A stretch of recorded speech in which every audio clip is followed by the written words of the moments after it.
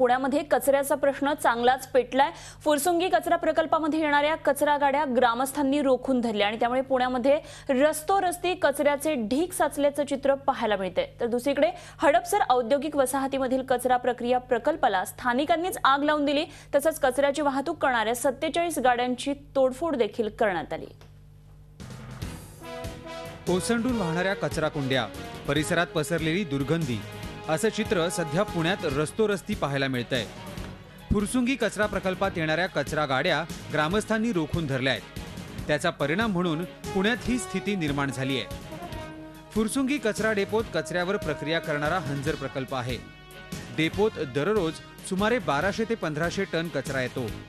यातल्या फक्त 600 टन कचऱ्यावरच हंजर प्रकल्पात प्रक्रिया केली जाते, तर उर्वरित कचऱ्याचं उघड्यावर डंपिंग केलं जातं आणि यालाच ग्रामस्थांचा विरोध आहे।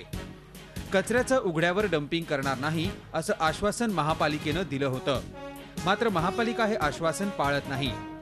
महापालिकेनं केलेल्या फसवणुकीच्या विरोधात ग्रामस्थांनी आता पुन्हा गाड्या अडवण्याचं आंदोलन सुरू केलंय।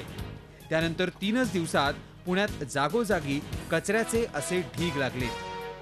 पुणे शहरामध्ये 2 दिवसापासून जो कचरा साठला आहे त्याच्यामुळे नागरिकांचे आरोग्य धोक्यात आलं आहे, रोगराई वाढेल आणि जर इथून पुढे एखादी साथीचे आजार जर सुरू झाले तर याला जबाबदार सगळं महानगरपालिकेचं प्रशासन राहील।